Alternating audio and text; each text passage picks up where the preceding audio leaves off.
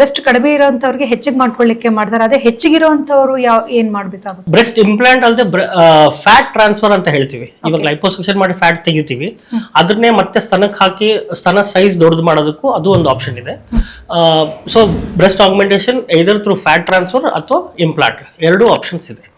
ನೀವು ಕೇಳಿದ ಪ್ರಶ್ನೆ ಬರ್ಬೇಕಾದ್ರೆ ಬ್ರೆಸ್ಟ್ ಸೈಜ್ ಚಿಕ್ಕದ್ ಮಾಡೋದು ಯೂಶಲಿ ಇದು ಯಾರು ಬರುತ್ತೆ ಅಂದ್ರೆ ಪ್ಯೂಬರ್ಟಲ್ ಅಲ್ಲಿ ಬರುತ್ತೆ. ಅಂದ್ರೆ ಮೈನರ್ ಇದ್ದಾಗ ಅಂತ ಮಕ್ಕಳಿಗೆ ಒಬ್ಬೊಬ್ಬರಿಗೆ ತುಂಬಾ ಬೇಗ ದೇಹ ದಾಢ್ಯತೆ ಬಂದು ಬ್ರೆಸ್ಟ್ ತುಂಬಾ ದೊಡ್ಡದಾಗಿರುತ್ತೆ.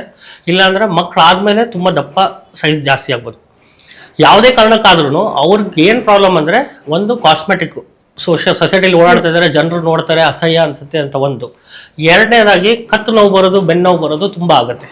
ಮೂರನೇದಾಗಿ ಬ್ರೆಸ್ಟ್ಗಳ ಮಧ್ಯ ಶೆಕೆ ಬಂದು ಅದರಿಂದ ಚರ್ಮ ಎಲ್ಲ ಇದಾಗುತ್ತೆ, ಏನು ರೆಡ್ಡಿಶ್ ಆ ತರ ಆಗುತ್ತೆ, ಗಾಯಗಳಾಗುತ್ತೆ. ಅಂತವ್ರಿಗೆ ಬ್ರೆಸ್ಟ್ ರಿಡಕ್ಷನ್ ತುಂಬಾ ಹೆಲ್ಪ್ ಮಾಡುತ್ತೆ. ಏನು ಡಾಕ್ಟ್ರೆ, ಈಗ ಮದುವೆನೇ ಆಗಿರೋದಿಲ್ಲ, ಸೊ ಮದುವೆ ಆದ ನಂತರ ಮಕ್ಕಳನ್ನ ಹಡಿಬೇಕಾಗುತ್ತೆ, ಅಂಥವರು ಸಹ ಏನಾದರೂ ಸ್ತನನ ಸೈಜ್ ಜಾಸ್ತಿ ಮಾಡ್ಕೋಬೇಕು ಅಂತ ಹೇಳಿ ಈ ಒಂದು ಟ್ರಾನ್ಸ್ಪ್ಲಾಂಟೇಷನ್ ಎಲ್ಲ ಮಾಡ್ಕೊಂಡಾಗ ಏನಾದರೂ ತೊಂದರೆ ಆಗುತ್ತಾ, ಅಥವಾ ಮಗುಗೆ ಹಾಲು ಕುಡಿಸ್ಲಿಕ್ಕೆಲ್ಲ ತೊಂದರೆ ಆಗಲ್ವಾ, ಹೇಗೆ? ಇದು ಬ್ರೆಸ್ಟ್ ಇಂಪ್ಲಾಂಟ್ ಮಾಡಿದಾಗ ಸ್ತನ ಸೈಜ್ ಜಾಸ್ತಿ ಮಾಡುವಾಗ ಇಂಪ್ಲಾಂಟ್ ಅಥವಾ ಫ್ಯಾಟ್ ಹಾಕಿದಾಗ ನಾವೇನ್ ಮಾಡ್ತೀವಿ, ಇಂಪ್ಲಾಂಟ್ ಹಾಕಿದಾಗ ಮಾಂಸದ ಕೆಳಗೆ ಹೋಗ್ತೀವಿ. ಅಂದ್ರೆ ಒಂದು ಬ್ರೆಸ್ಟ್ ಗ್ಲ್ಯಾಂಡ್ ಇರುತ್ತೆ, ಅದ್ರ ಕೆಳಗಡೆ ಮಾಂಸ ಇರುತ್ತೆ, ಅದ್ರ ಕೆಳಗಡೆ ಇಂಪ್ಲಾಂಟ್ ಹೋಗ್ತೀವಿ. ಸೊ ಬ್ರೆಸ್ಟ್ ಗ್ಲ್ಯಾಂಡ್ ನ ಟಿಶ್ಯೂನ ನಾವು ಯಾವುದೇ ಕಾರಣಕ್ಕೂ ಟಚ್ ಮಾಡಲ್ಲ.